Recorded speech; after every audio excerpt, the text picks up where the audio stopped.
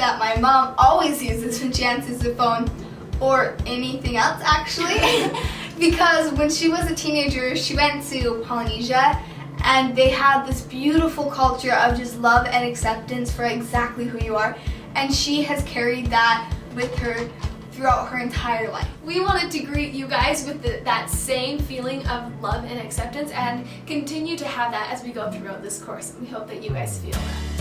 This journey we're on of trying to live wholehearted isn't easy. Practicing compassion and courage and trying to find real connection is never easy. It's so painful sometimes to try and live who we really are and to come face to face with some of those things we don't love about ourselves, but that we need to know and to understand in order to truly be authentic and live with our whole hearts. It isn't easy to be willing to tell our story and to try and feel the pain around us from all the people who we interact with in order to truly have deep and lasting connections. This journey is not something that we should do half-heartedly because the rewards of participating with our whole heart is too great. Remember how at the beginning of our course we talked about how the only difference between the people who felt a deep sense of love and belonging versus the people who didn't was their belief in feeling worthy of it? Well, Brene Brown explains this perfectly.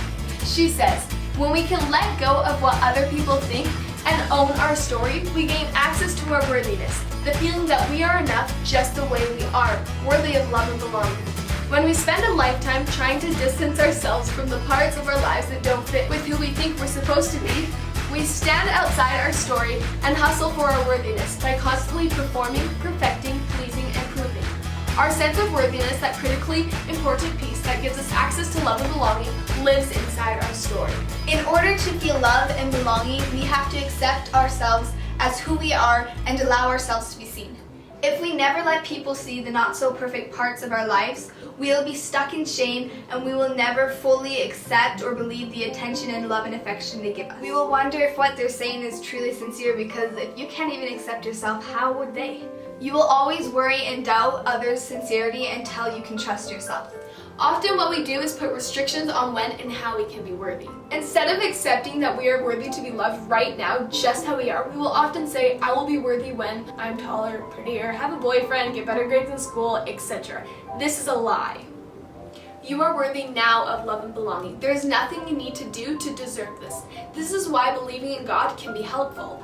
If you know that you are His and that you are worthy of love because He made you and He doesn't make mistakes, then learning to love yourself and feeling this worth deep inside you all the time, regardless of if you measure up to other people's expectations, comes a lot easier. And even if you don't believe in God, just knowing that 20 generations ago it took 10 million people to create you. This is one of the most important things for you to believe, that you are enough right now. You are worthy of love right now just how you are. You are pretty enough, you are smart enough, you are good enough, you are fast enough. All encompassing, you are enough right now. And you're handsome enough, you're strong enough, you're bold enough. You are enough. One of the more powerful things about this statement of believing that you are enough is that every insecurity in your life stems from the thought that you aren't enough. When you think about it, if you're trying to get good grades to make your parents proud or just to do good in college and you're basing your self-worth off of that and you feel depressed and sad if you don't, it's because you don't think you're smart enough. If you're basing your worth and your happiness on if you think you look pretty enough, or if you're fast enough, if you beat that guy, I like beating guys, or if you're stronger than someone, then you're not strong enough, and every single insecurity tends to come down to the root cause that you think you are not enough just how you are.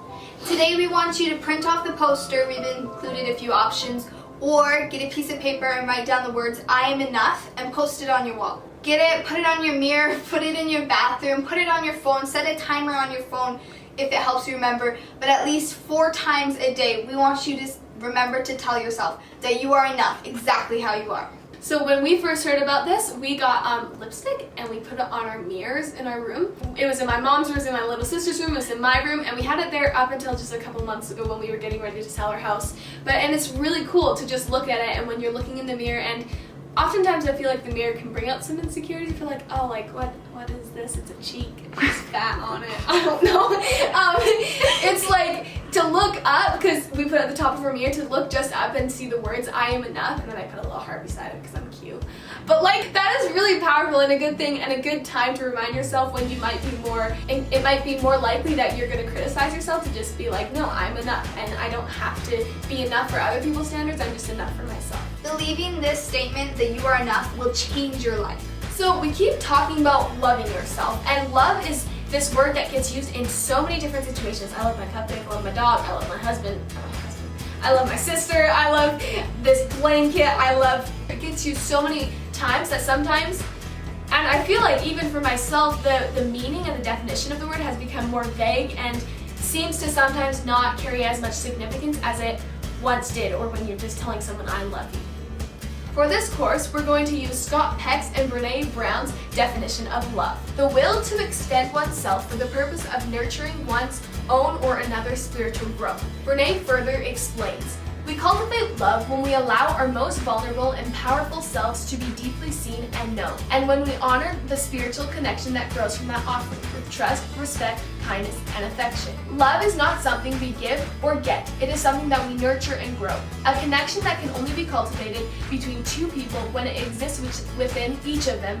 We can only love others as much as we love ourselves. Shame, blame, disrespect, betrayal, and the withholding of affection damages the roots from which love grows. Love can only survive these injuries if they are acknowledged, healed, and rare. Love isn't just care or affection towards someone.